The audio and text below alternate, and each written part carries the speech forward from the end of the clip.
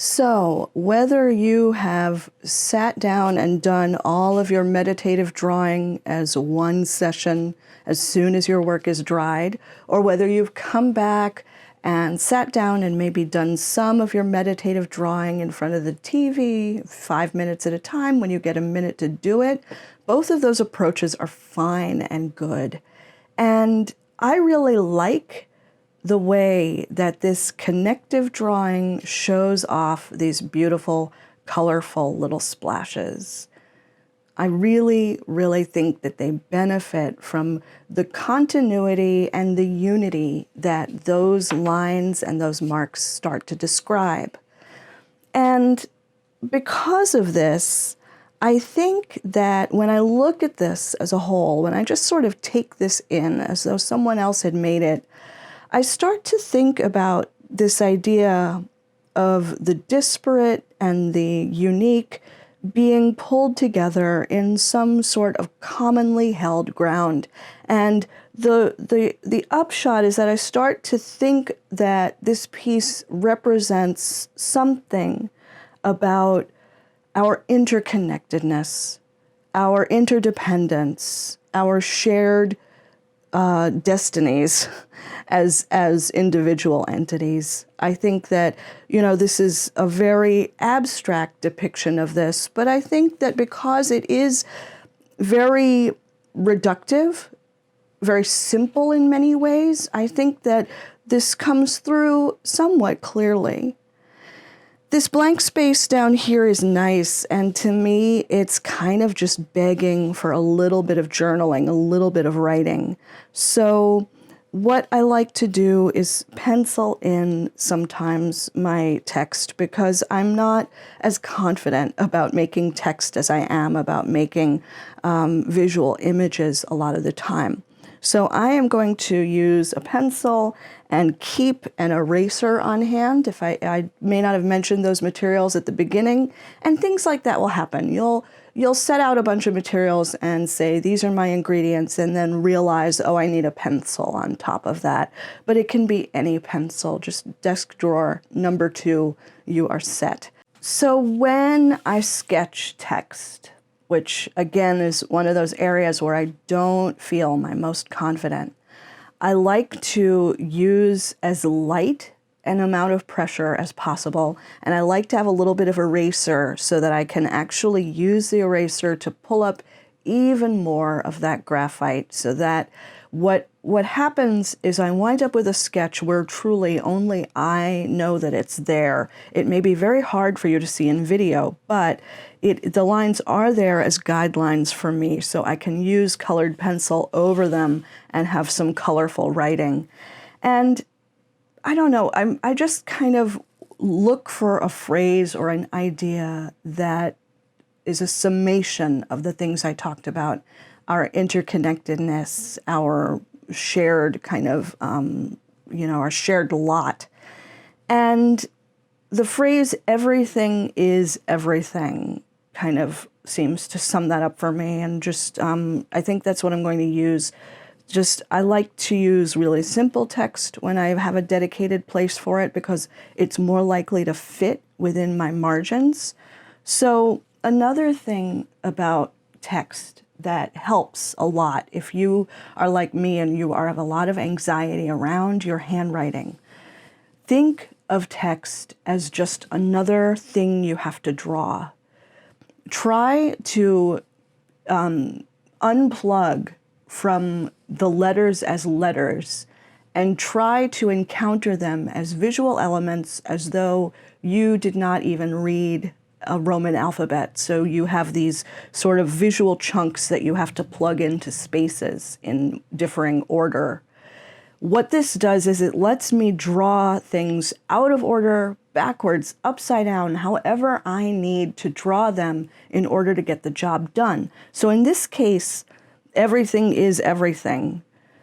To fit this in this space, my best bet is to use the I and the S of is as an anchor and then work outward from that. So I'm going to do that.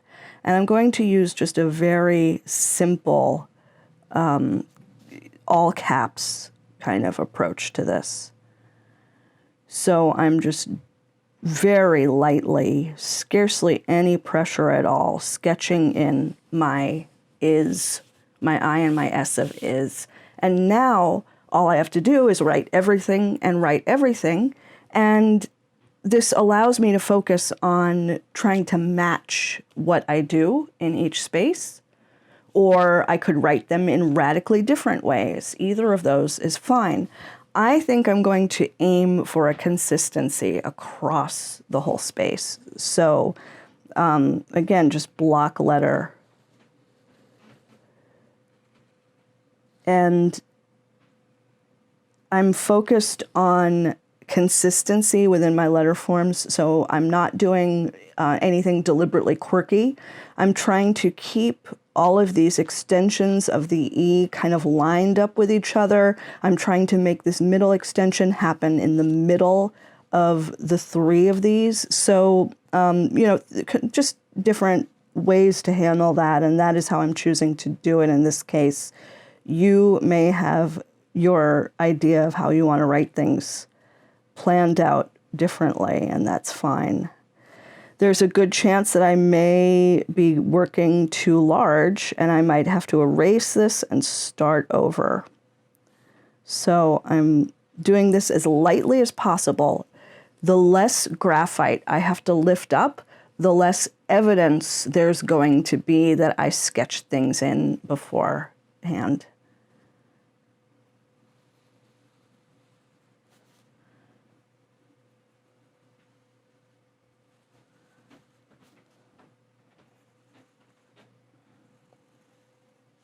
Yeah, this is definitely too big and too wide, I can tell already.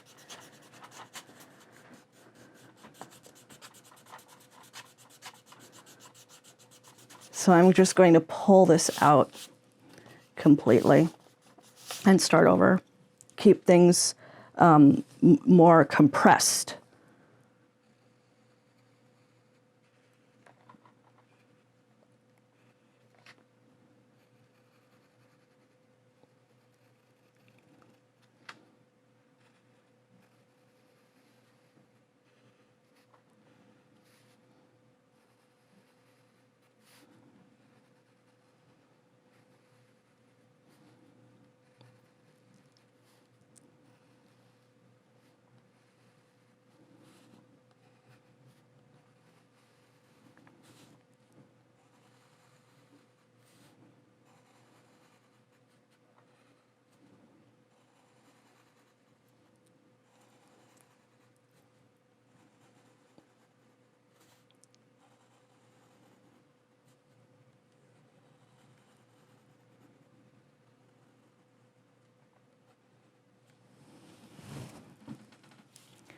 So now I'm going to try to match sort of the scale and the compression and the overall feel of that text only on this side.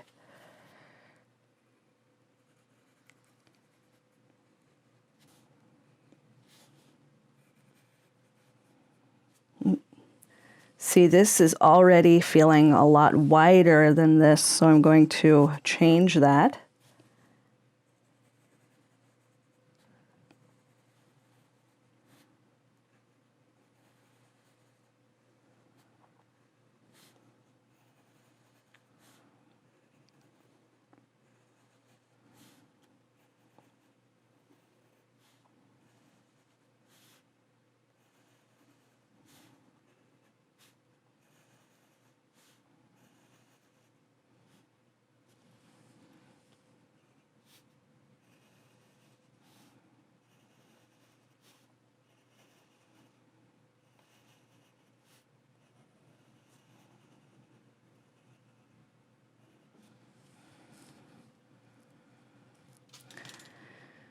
I'm not crazy about, I think, I don't like the alignment I got here, so I'm going to, again, erase and start over. So what I can do to rethink this is to copy this spacing here and work backwards.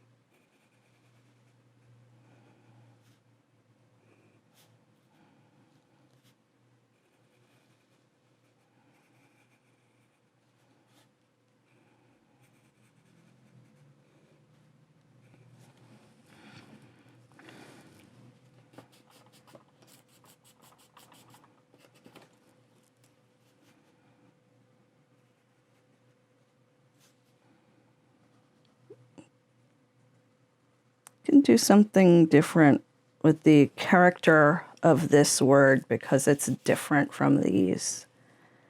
And I can use my pencil to lift a little bit of the graphite. So I'm using, I'm sorry, my eraser.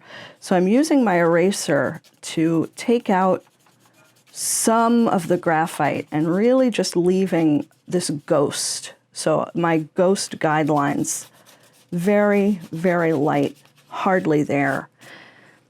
And then I can use, really erase things that I don't want to be in place and just clean these up as much as possible before going in with my colored pencils. And I think what I want to do is kind of go back to a multicolored approach to this. So I'm going to use colored pencil to write these words over my guidelines.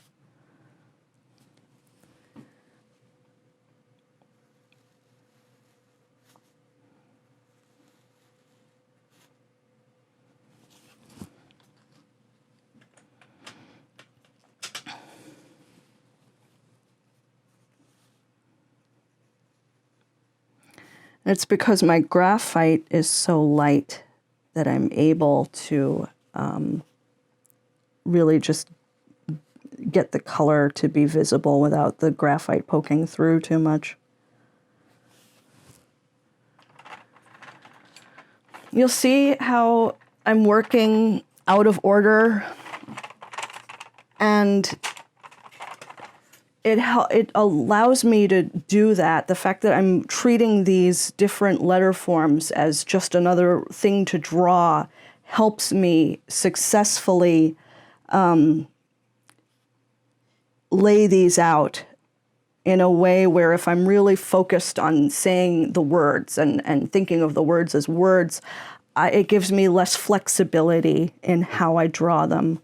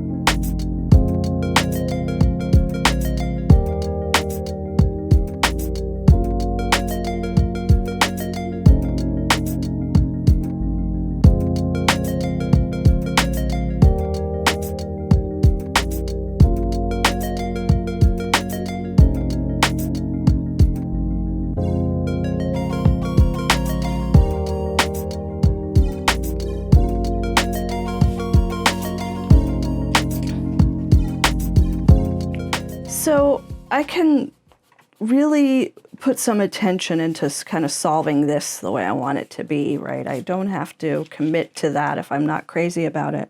So I can just really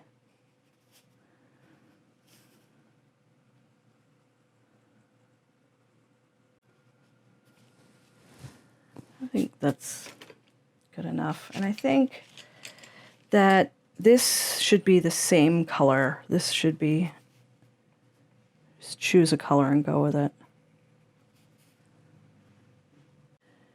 So the reason I wanted to show what kind of sketch process and sort of preparatory work goes into even simple lettering like this for me is not to intimidate or make you think that you have to be really uptight and perfectionistic about how you write in your journal. That's not the point. But in this case, because the idea of this piece and the dedication in this spread is this sort of idea of things being interconnected, it's one of those instances where I feel like it's important that the text be harmonious in some way with the image. So I wanted to take the time required to do that, to make this work in a design capacity, at least a little bit, with the image that I have on the page. That's something that you can put as much time and care into as you want, or as little time and worry into as you want. And you can be very raw and stick with your natural handwriting, and we'll do things together that involve that approach. It's just nice to be able to be flexible so that when you're in a situation where you can honestly say, you know, I kind of want this to have sort of a clean design, focused, clear, articulated idea, and what does it take to do that? So I wanted to show that my tendencies tend to be very messy. So for me to do that, it takes a little bit of preparation and a little bit of erasing and starting over and trying again, rather than just going with the first version that I get. So this is something that I will come back to over and over and over in my classes. I value this idea of versions and revisions very, very much. Writers talk about how everything comes down to the rewrite, and I really wish that artists could be honest about the degree to which everything depends on the rewrite just as much. So this is something we'll keep talking about. But for now, I'm really pleased with this. I hope that you've benefited from the nice, calm slowdown of making a piece like this as much as I have. And I will see you in the next class.